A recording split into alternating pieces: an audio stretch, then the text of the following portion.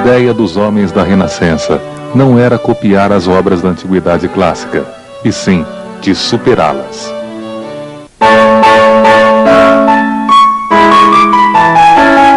No século XVI, pela primeira vez foi utilizado o termo Renascença para designar o momento de renascimento da cultura greco-latina em que passava a Europa, uma vez que a Idade Média era vista como a Idade das Trevas, um passado obscuro e bárbaro. Porém, sabemos que a Baixa Idade Média já tinha apresentado grandes transformações onde o próprio humanismo estaria calcado. Em meados do século XIV, surge na Itália um grupo de estudiosos da cultura greco-romana. Esses intelectuais iriam difundir o humanismo, movimento em que a valorização do homem e da natureza humana está acima do divino e do sobrenatural. O Renascimento pode ser visto como a expressão do movimento humanista nas artes, letras, filosofia e ciência, caracterizando-se pelo experimentalismo e pelo racionalismo. A contemplação do belo, do harmonioso e do delicado fazia com que o humanismo propusesse que o corpo humano, imagem de Deus, fosse seu canal para exprimir os sentimentos e as paixões humanas. E através da arte, Deus se exprimia, tornando os homens seus próprios mensageiros. Notamos assim que não houve um total desligamento da religião, mas sim uma modificação na forma de vê-la.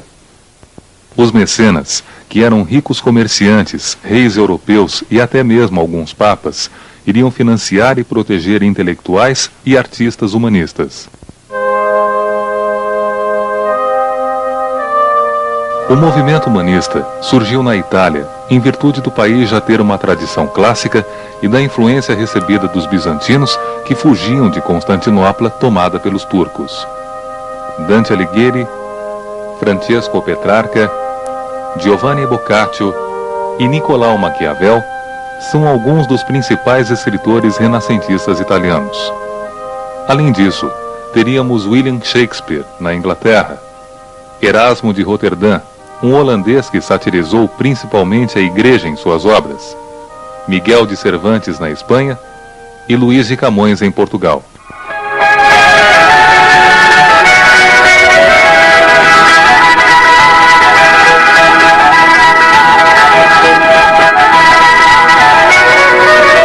Com a invenção dos tipos móveis, ou letras substituíveis por Gutenberg em 1348, a imprensa também iria ter um papel importante na difusão dos primeiros livros humanistas. Mas seria nas artes plásticas que os renascentistas iriam manifestar-se com maior força.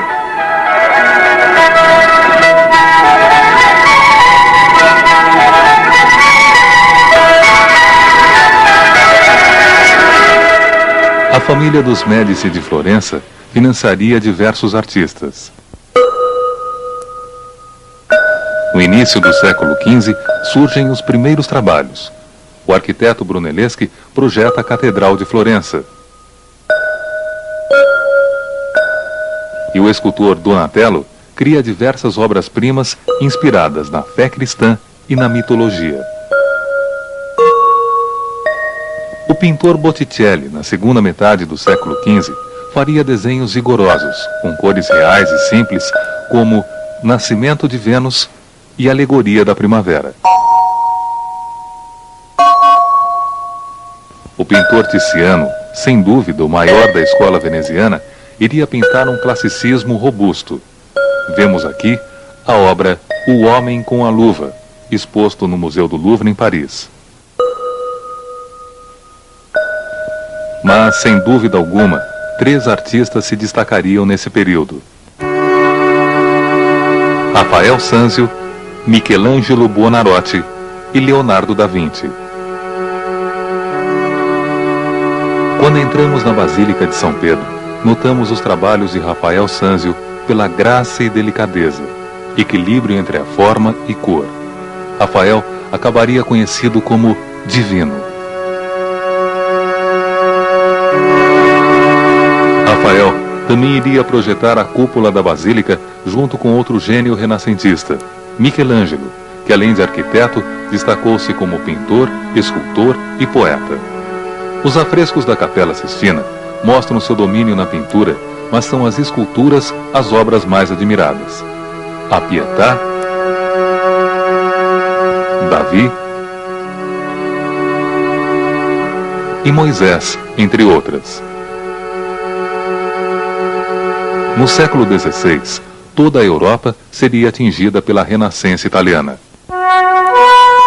Rubens, Peter Bruegel e Rembrandt nos Países Baixos, El Greco na Espanha, Albert Dürer e Hans Holbein na Alemanha são alguns dos expoentes surgidos pelo continente. E o italiano Leonardo da Vinci, que além de pintor, revelou-se como escultor, músico, arquiteto, inventor, anatomista e matemático.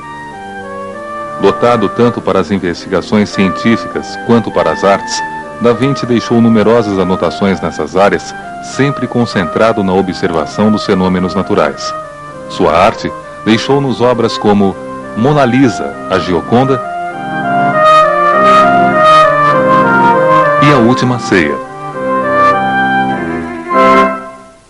Todas as transformações, por que passou a Baixa Idade Média, acabaram resultando em reformas no pensamento, nas artes e, como não poderia deixar de ser, na religião e na igreja.